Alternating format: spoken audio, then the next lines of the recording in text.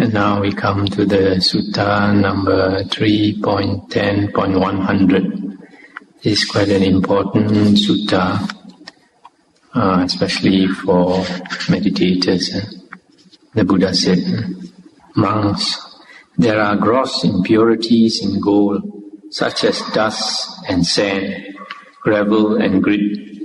The dirt washer or his apprentice heaps it into a trough and washes it up and down, and runs the dirt out. When this process is abandoned and ended, there still remain moderate impurities in the gold, such as fine grit and coarse sand. The dirt washer or his man repeats the process. When this is abandoned and ended, there still remain trifling impurities, such as fine sand and black dust. The dirt washer or his man repeats the process. Thereafter, the gold dust alone remains. Then the goldsmith or his man heaps that sterling gold into a crucible and blows it till it melts it together but does not run it out of the crucible. That sterling gold is then blown till it melts. It is molten but not flawless. It is not done with yet. Its impurities are not yet strained off. It is not pliable, nor workable, nor glistening. It is brittle, not capable of perfect workmanship. But a time comes, monks, when that goldsmith or his man blows that gold till it melts it down and runs it out of the crucible. Then that sterling gold is melted, molten, flawless, done with, its impurities strained off. It is pliable, workable, glistening, no more brittle. It is capable of perfect workmanship. For whatsoever sort of ornament one wishes, be it a gold plate, or a ring or necklace or golden chain, he can make use of it for that purpose.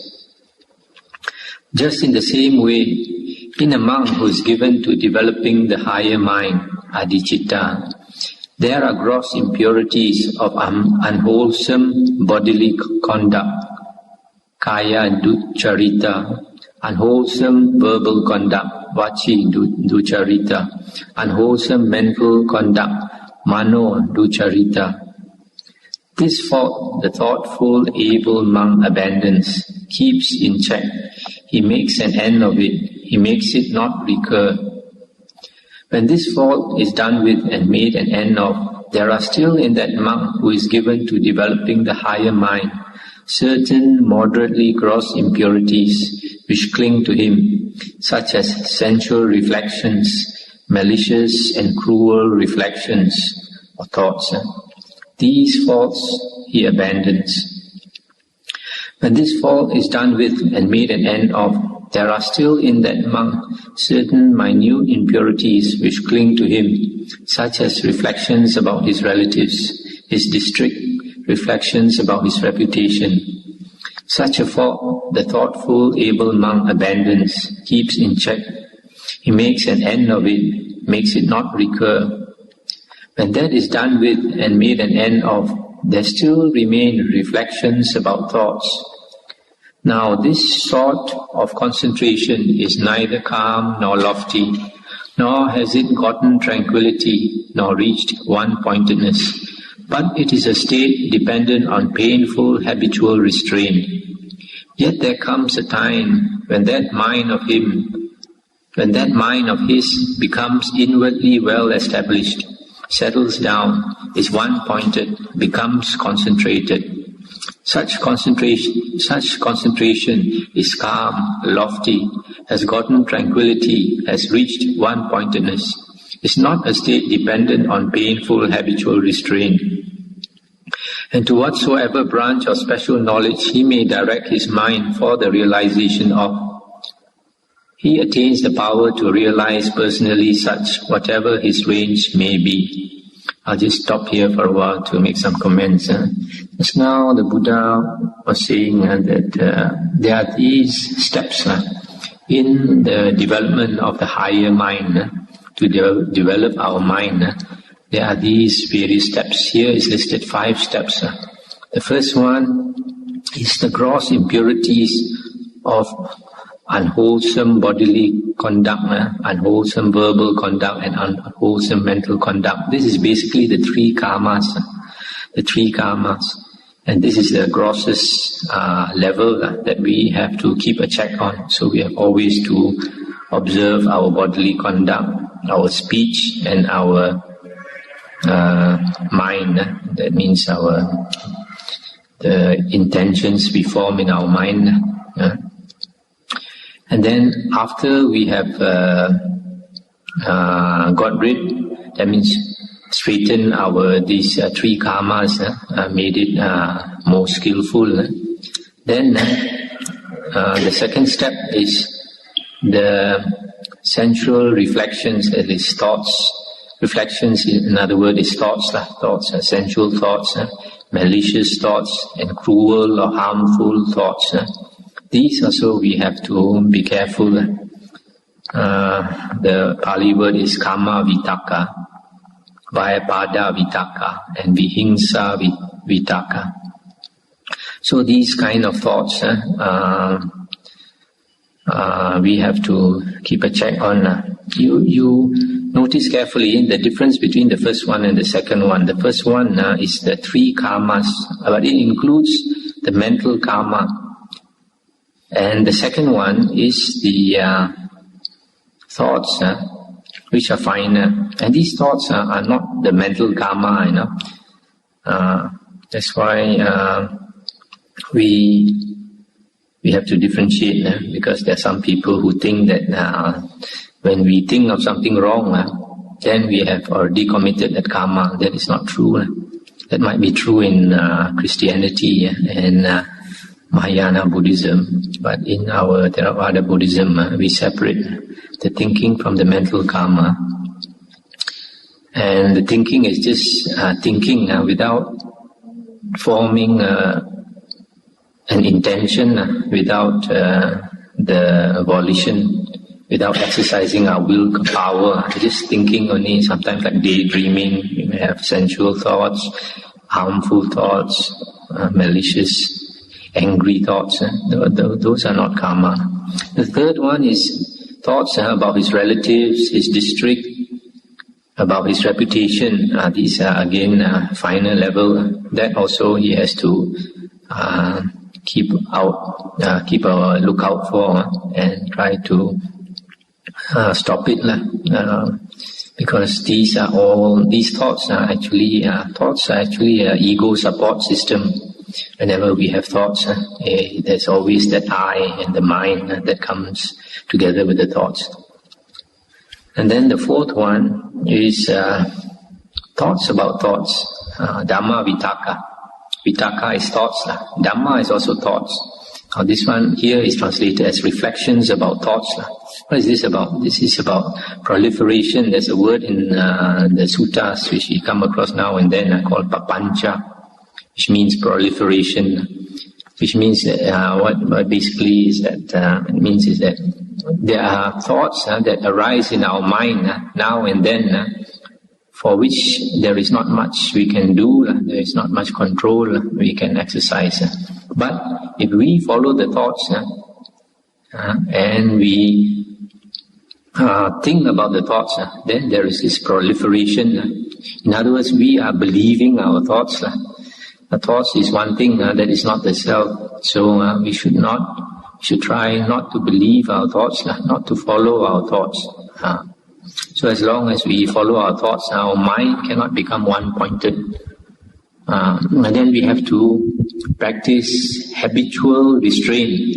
What the Buddha says, a state dependent on painful habitual restraint. That means all the time we have to keep a lookout for our thoughts. Always watch our mind and try to not to follow the thoughts. But eventually the Buddha says the mind becomes well established, settles down, becomes one-pointed, becomes concentrated. And this state is not dependent on painful habitual restraint. And that means the mind has become very pure, very developed, very strong, and then the thoughts don't arise, and we don't follow the thoughts. So then only, when we don't have thoughts bothering us, then when we want to direct our mind, use it in whichever way we want, then we can realize whatever knowledge we want. Just like the Buddha said about the gold, when it is very pure, when it's totally pure gold, then whether you want to make it into a gold plate or a ring or a necklace or a golden chain, you can make it. That is that sterling gold. So in the same way, when our mind becomes well developed, then we can use it to realize whatever we want to realize. And then to continue, the Buddha said, for instance, if he desire, may I enjoy in diverse ways manifold forms of superpower, supernormal power. For example, from being one, may I become many. From being many, may I become one. Manifest or invisible, may I pass unhindered through a wall, through a mountain, as if through the air. May I plunge into the air and shoot up again, as if in water. May I walk upon water. May I plunge into a solid ground. May I travel through the air like a bird, etc., etc. And then he attains the power to do so, whatever be the range. Secondly, if he desire, with the Deva power of hearing, purified and surpassing that of men, let me hear sounds, both of Devas and of humans, whether far or near. He attains the power to do so, whatever be his range. Thirdly, if he desire, let me know the minds of other beings, of other persons, with my own mind grasping them.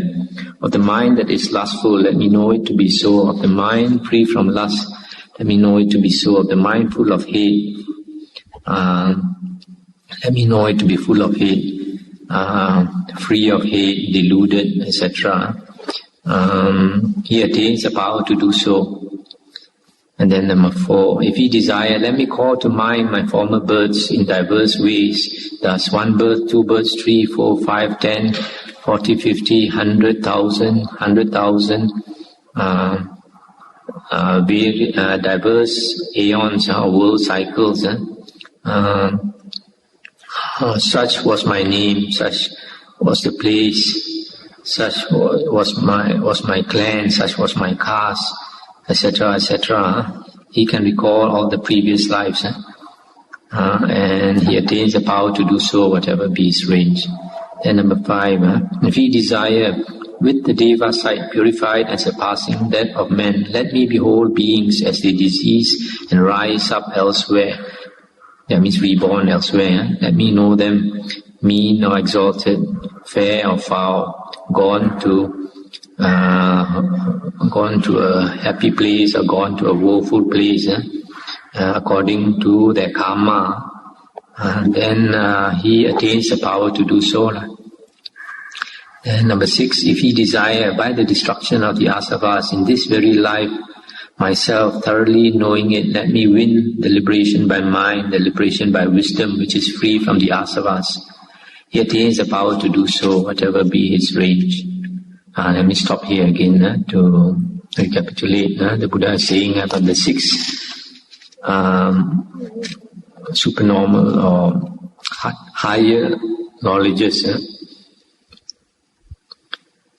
The higher knowledges, the various psychic powers, the Deva hearing, reading the minds of others, and recalling his former births, having Deva vision, able to see the various realms of rebirth, and destroying the asavas. If he wants to attain these, because the mind is well developed, the Buddha said he can do so. Then the Buddha continued, monks, 3 characteristics are to be attended to from time to time by the monk who is given to developing the higher mind. From time to time, he must attend to the characteristic of concentration, to that of energetic application, to that of equanimity.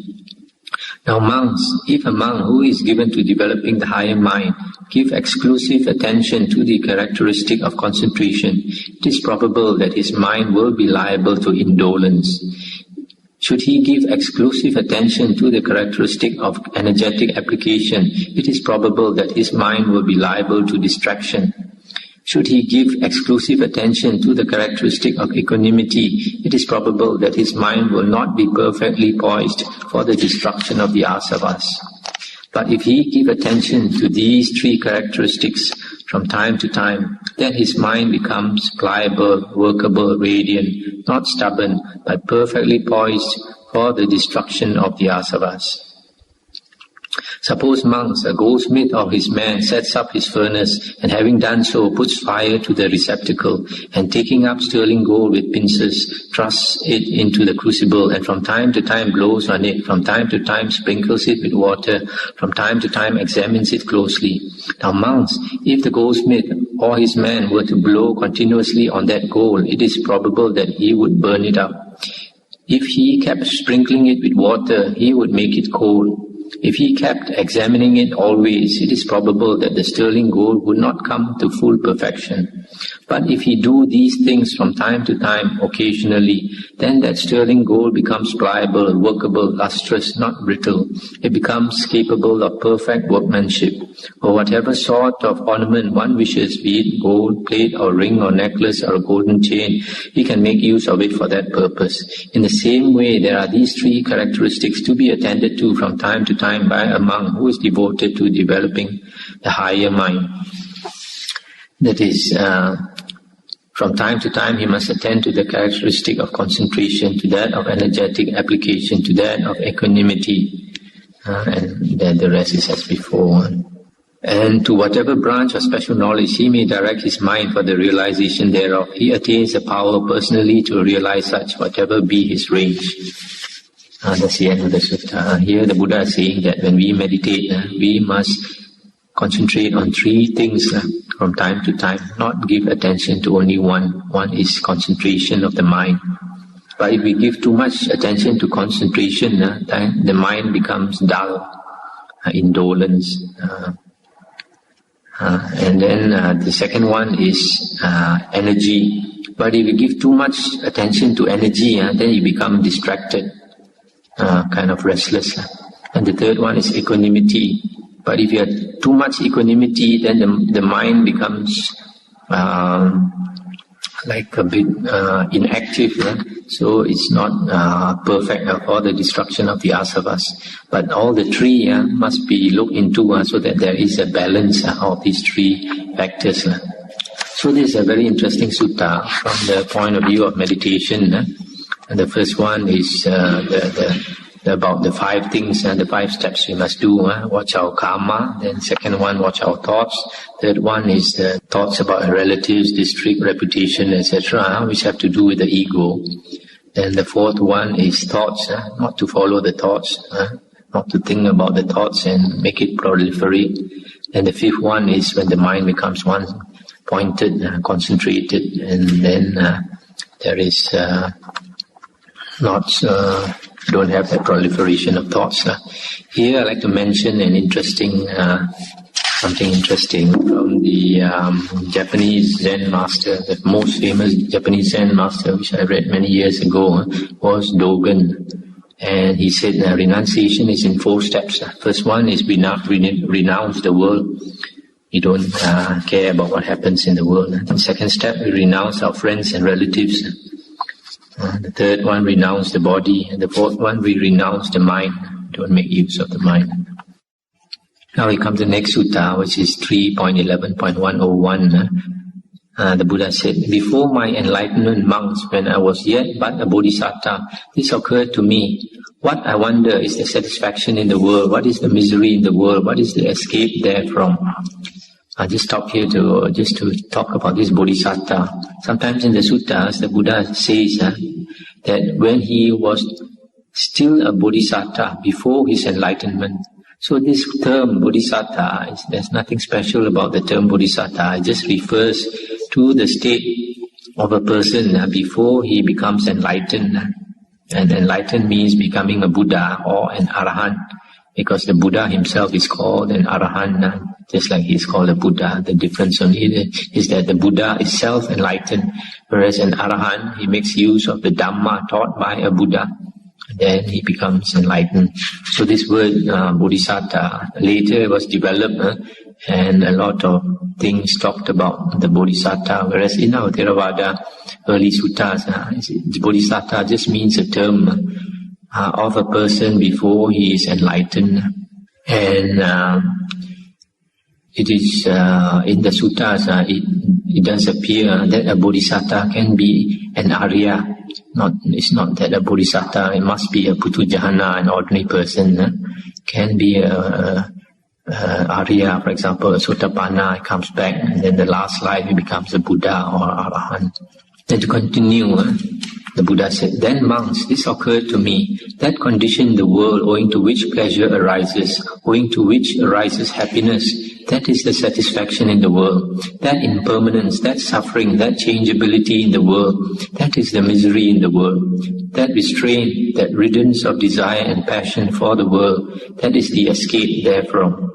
So long, monks, as I did not thoroughly comprehend as it really is the satisfaction in the world as such, the misery in the world as such, the escape therefrom as such, so long did I not discern the meaning of being enlightened with perfect enlightenment, unsurpassed in the world with its devas, its maras and brahmas, together with the host of recluses and brahmins, of devas and mankind. But monks, when I fully comprehended as it really is the satisfaction in the world as such, the misery in the world as such, the escape therefrom as such, then did I discern the meaning of being enlightened in the world.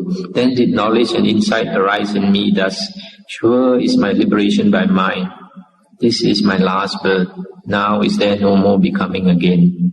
Yeah, that's all about this sutta. There's another bit more, but it's the corollary, so I won't repeat it. So here the Buddha is saying there is satisfaction in the world because of pleasure in the world. And then because of impermanence, there is suffering in the world, there is a misery in the world. And then the escape out of the world is the getting rid of the desire and passion for the world. Now we come to the next sutta, 3.11.102. The Buddha said, "Now herein, monks, if there were not satisfaction to be found in the world, beings would not be attached to the world. But since there is satisfaction in the world, beings are attached thereto. But if there were not misery in the world, beings would not be repelled by the world. But since there is misery in the world, beings are repelled by the world. If there were no escape from the world, beings could not escape therefrom. But since there is an escape from the world, beings do escape therefrom. Now monks, insofar as beings have not fully come to know as it really is the satisfaction in the world as such, the misery therein as misery, the escape therefrom as such, just so far have they not dwelt free from, detached from, released from, with unrestricted mind from the world, the devas, the maras, the brahmas, together with the host of recluses and brahmins, of devas and mankind. But monks, when beings have fully come to know as it really is the satisfaction in the world as such, the misery in the world as such, the escape from the world as such, then monks, they dwell free, detached, released from, with unrestricted mind from the world, etc., etc. Verily, monks, whatsoever recluses or brahmins understand not as it really is the satisfaction, the misery in the world, and the escape therefrom, such recluses and brahmins, in my opinion, are not to be regarded as recluses among recluses, nor as brahmins among brahmins. Nor have those worthies come to know fully of themselves in this very life the real meaning of recluseship or of Brahminhood, nor attaining thereto do they dwell therein. But monks, whatsoever recluses and Brahmins do so understand these things, such are in my opinion to be regarded as recluses and Brahmins. Moreover, those worthies shall come to know the real meaning of recluseship and Brahminhood, they shall attain to it and abide therein." So you see, the Buddha is saying that if there were not satisfaction to be found in the world, beings would not be attached and come back again and again to the world. That's one thing. The second thing is, because there's also misery in the world, after some time there would be beings who would be sick and tired of the suffering, and they'll be repelled by the world. And then after that they will seek for a way of escape from the world, and luckily there is a way of escape from the world, so there is they are able to do so. So you see, the two things are contradictory. One is satisfaction in the world, and the other one is misery in the world. And so these two things are contradictory, and we want to keep on enjoying the pleasures in the world, but at the same time we are suffering. We are paying for the pleasures we get out of this world by suffering. So after some time, then after many lifetimes, we realize it's not worth the price. Then only we think of getting out of the world. The next sutta is 3.11.103. The Buddha said, "This monks is to be reckoned to be lamentation in the discipline of the Aryan, namely singing. This is reckoned as causing madness in the discipline of the Aryan, namely dancing. This is reckoned as childishness in the discipline of the Aryan, namely immoderate laughter that displays the teeth. Wherefore, monks, away with the bridge that leads to singing and dancing. Enough for you, if you are pleased righteously, to smile, just to show your pleasure." In this sutta, you can see the Buddha is quite severe, quite austere, and quite controlled person compared to, for example, other religions. And even like singing in our Theravada, in our chanting, we are not supposed to sing. Singing means changing the tones, making it sound nice, ups and lows and all that. In our chanting, we are supposed to be fairly monotonous. So singing, dancing, and immoderate laughter is not something that is to be sort of practice for monks. The next sutta is at 3.11.104. The Buddha said, "Monks, of indulgence in three things there can be no satiety or satisfying." What three? Sleep, drinking of fermented liquor, and sexual intercourse. Of the indulgence in these three things, monks, there can be no satiety. So these are the three things. However much we get them, it can never be satisfied. So also because they ruin us physically and mentally, and we become a slave to them, like a drug addict. So the Buddha said, you have to remember there can never be a satisfaction in these things. So because of that, we are more skillful not to indulge in them.